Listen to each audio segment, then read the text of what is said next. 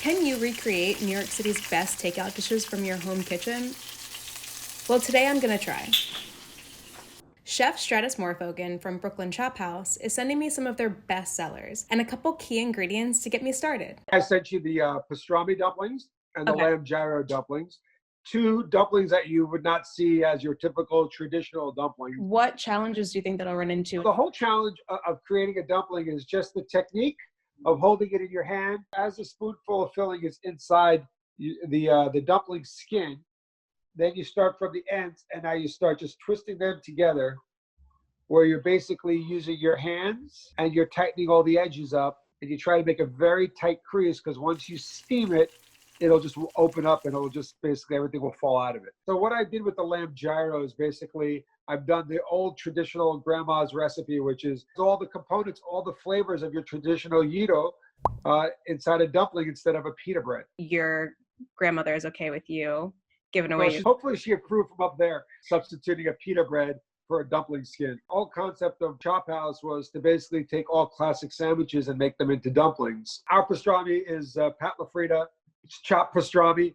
We put a little cream in it. Anybody can do that. But what we did is that we put our own unique Chinese flavors, and every spice pack is made by the chef or myself, and it has probably about 12 different types of ingredients in it. I really appreciate it. Thank you. Stay and I safe. will thank you as well. And I will let you know if I am struggling. Thank you so much. Have a good day.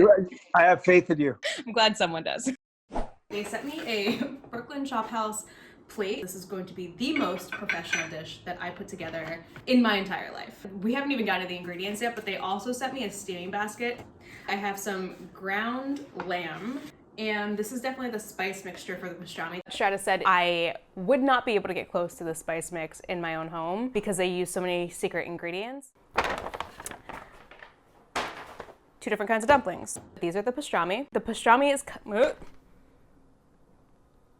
the pastrami dumpling just tastes like a really good pastrami on rye with all of the toppings, flavor shoved into one tiny little bite. This is like a very liquidy mustard, but it's very, very spicy. This is the lamb one, and it comes with tzatziki. It's kind of garlicky, it's kind of spicy, and then that really tender texture of the lamb, and still kind of has that like bite of a hamburger inside. Just to add a little bit more of a challenge to myself, I want to try and make the dips too. First things first, I'm gonna make the wrappers for both types of dumplings. I'm just going to throw this down on my counter, developing the gluten a little bit so that it all holds together when you put it in your steamer. When I push the dough, it springs back a little bit. So I'm gonna call it done. Put my little dough baby in there. I'm gonna put together the lamb dumplings first. 1 clove of garlic, not even like an eighth of red onion. I'm gonna add this ground lamb to this bowl here. Salt and pepper. I don't have any fresh dill, but I do have dried dill. The pastrami dumplings have deli pastrami. Truth be told, I did a little bit cheat and go out and get pastrami because there's nothing that was in my apartment that's even anywhere close to pastrami. So I'm just gonna kind of small dice everything. Try and get that same texture of like really being able to taste and bite into the ingredients that are in that dumpling. Brooklyn Chop House's dumplings, you could really see the chunks of beef.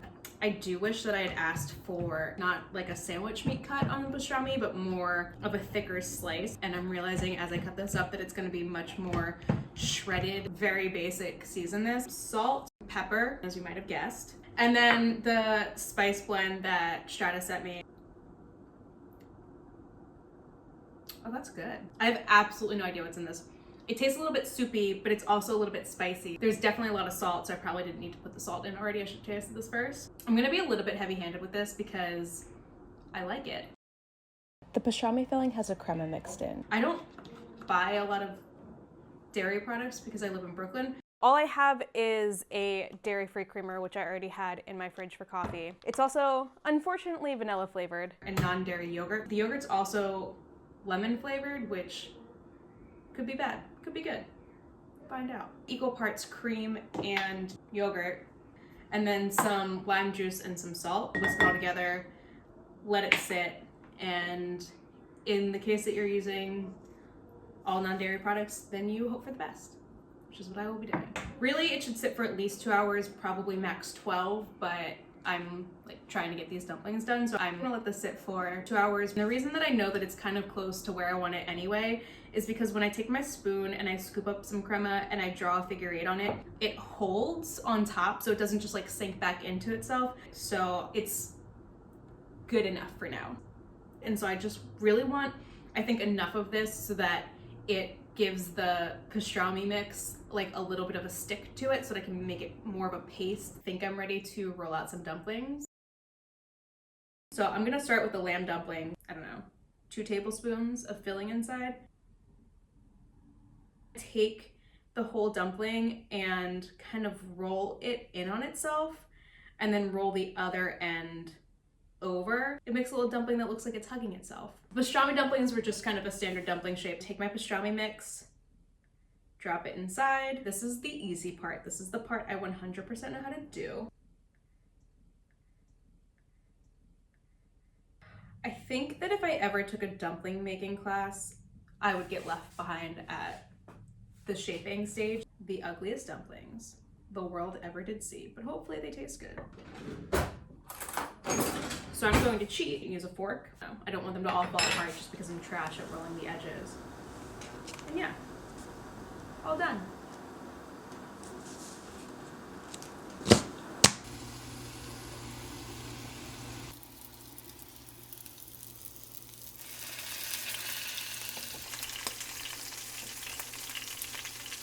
The last thing I have to do is make the 2 dipping sauces, starting with the mustard. Into this little spice grinder, some mustard seed, dried chopped onion, red pepper, and then of course like salt and pepper, garlic powder, and then I'm gonna do vinegar.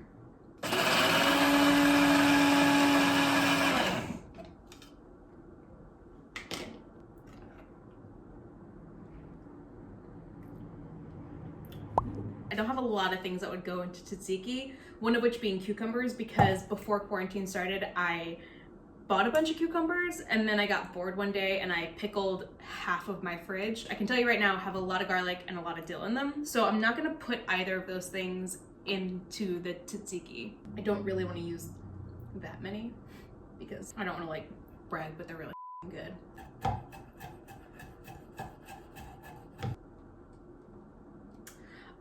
And then kind of same thing with the fuck did I make? Kind of the same with the crema that I made. This lemon like non-dairy Greek yogurt, because this is pretty strong lemon flavored. I'm not gonna put any lemon juice in here, which checks out because I used all my lemons on cocktails. Salt to it and a little bit of pepper. I have to say, even if these dumplings turn out to suck, at least the sauces aren't gonna be bad. So we have one victory. Hello. What we're doing today, is this going to air? Because I'm still like wearing a pajama top. I can't actually tell you're wearing a pajama top if that means anything to you, but it is going to air. Okay. It does, because I don't feel like getting dressed. Okay. So you want me to watch the video and critique it?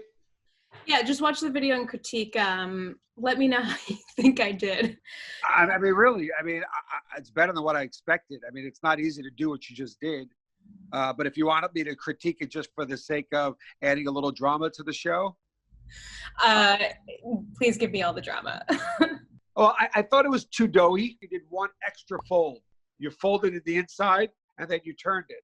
And when you did that extra fold, you added another layer of dough. So rather than pinching it and then trying to fold it, I should have tried to fold it as I went along. Yeah, the protein should be in the middle. It should be in the palm of your hand. And then you do this with your fingers. And then with your fingers, you're basically you're creasing the fold on the top like a half moon. You don't want to go too thin because you really want to have that sandwich feel. And if you're just a little bit off, it changes the whole shape of the product. In the tzatziki, I would use the lemon zest. You have to use probably 5 lemons for every lemon skin. Because when you do get it on your taste bud, it's like, wow. Yeah, it's more of a palate cleanser. Yeah, juice messes up the texture of the sauce. So if I zest the lemon, it's just a more concentrated flavor, and then it doesn't mess up the consistency of whatever I'm making. Yes. So next time, no lemon flavored yogurt. What did you think about using the pickles instead of just like cucumbers and making the combination? I'm not a big fan of pickles, so that's just a personal taste. When you eat a pickle, it doesn't hardly even remind me of a cucumber. When you eat a fresh cucumber, it's so pungent. To me, pickles don't have that essence. What did you think about the fillings that I made? Any critiques? I thought they were great. I really can't critique them. I mean, obviously with us, skin is a little thinner. The dumpling is a little smaller. The pastrami is not shredded. It's in tiny little cubes. The proteins are like chopped so fine. I mean, I'm always amazed at how these guys do prep. I can't. How they chop vegetables and meats in such little fine little squares, and they're all consistently the same. It's an unbelievable art. I could never get to that point personally. Yeah. I mean, I did pastry school, so I just don't have those knife skills. I'm like okay with like a big dice. I can get pretty consistent sizes, but once it gets that small. But again, if you're the way you made the dumpling, which was a little bit longer than ours and a little bit thicker than ours, I'm okay with the shredding. Was there something that I could have done when I was making the dough to make it like a little bit stronger or a little bit thinner? Because I felt like when I was rolling it out, I was really struggling to get it thin. Were you doing it on a marble? I don't have a marble. Yeah. Marble, granite, or some kind of shiny stone non-stick would make it a lot easier. Just by not having a granite countertop, I was already starting down here. It's like you're bench pressing 1,000 pounds just to get to 200. The culmination of the show, the question that I meant to ask you is whether or not you would throw it out, eat it, or serve it. And I feel like I can guess what you're going to say. You did a great job. You did probably better than, I'd say, 99% of people that are not, dim sum chefs. But if I had to critique it and say, hey, would I serve these at the restaurant? No. But if I came to your house and you were hosting a dinner and you made them, I would eat them with joy and say, wow, that's incredible that you made these. But no, I mean, thank you. I really did enjoy doing this. And I have, I've made dumplings twice more since then. I found it, even just since I filmed it, to be really fun to just try different things. So I can't imagine owning a spot where you get to decide what's on the menu. All right. Thank you so much. It was a lot of fun doing this. Yeah, no, it was great. And I appreciate it. And I had fun learning a new skill. So thank you.